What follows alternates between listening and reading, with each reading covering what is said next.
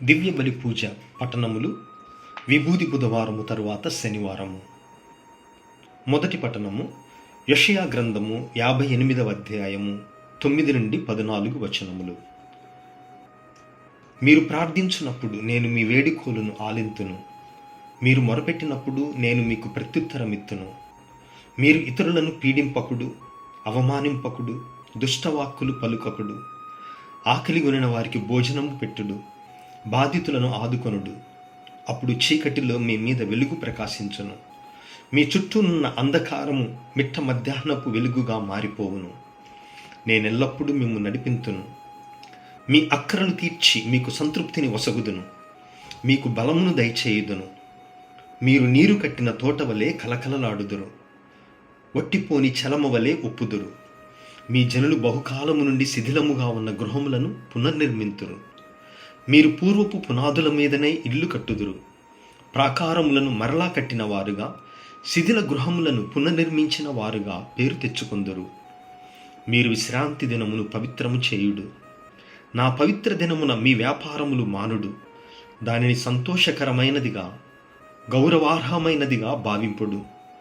ఆ దినమున ప్రయాణమును, పనిని, ముచ్చట్లు చెప్పుకొనుటను మానుకొనుడు.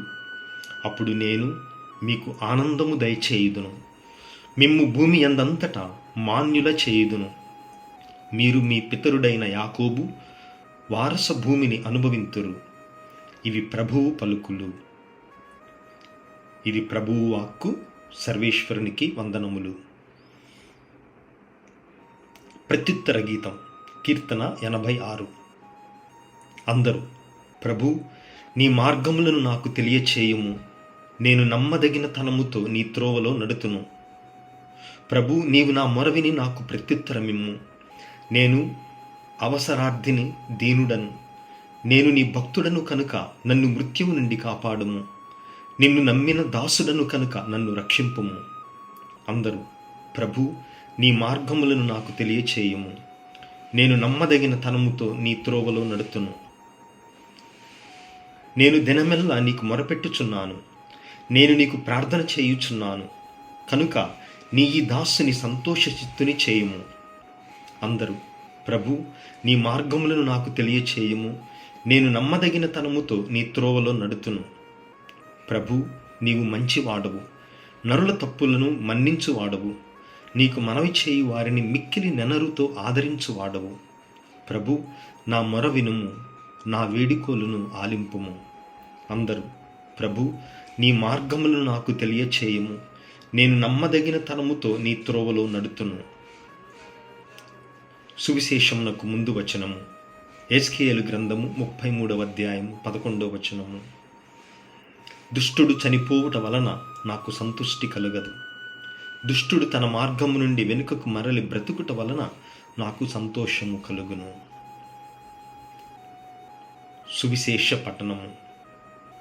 ప్రభు మీతో ఉందురుగాక, మీ ఆత్మతోనూ ఉందురుగాక. పునీత లూకా వ్రాసిన సువిశేషములోని భాగము. ప్రభువా, మీకు మహిమ కలుగునుగాక. 5వ అధ్యాయము 27 నుండి 32 వచనముల వరకు. యేసు సుంకపు మెట్టు కడ కూర్చుండి ఉన్న లేవి అను సుంకరిని చూచి అతనితో, నన్ను అనుసరింపుము అనెను. అతడు అంతయు విడిచిపెట్టి లేచి ఆయనను అనుసరించెను. లేవి తన ఇంట ఆయనకు గొప్ప విందు చేసెను. అనేక మంది సుంకరులు, ఇతరులు ఆయనతో కలిసి విందులో పాల్గొనిరి. అప్పుడు పరిసయ్యులు, వారికి చెందిన ధర్మశాస్త్ర బోధకులు సనుగుకొనుచు, సుంకరులతోనూ పాపులతోనూ మీరేల తిని త్రాగుచున్నారు అని ఆయన శిష్యులను ప్రశ్నించిరి.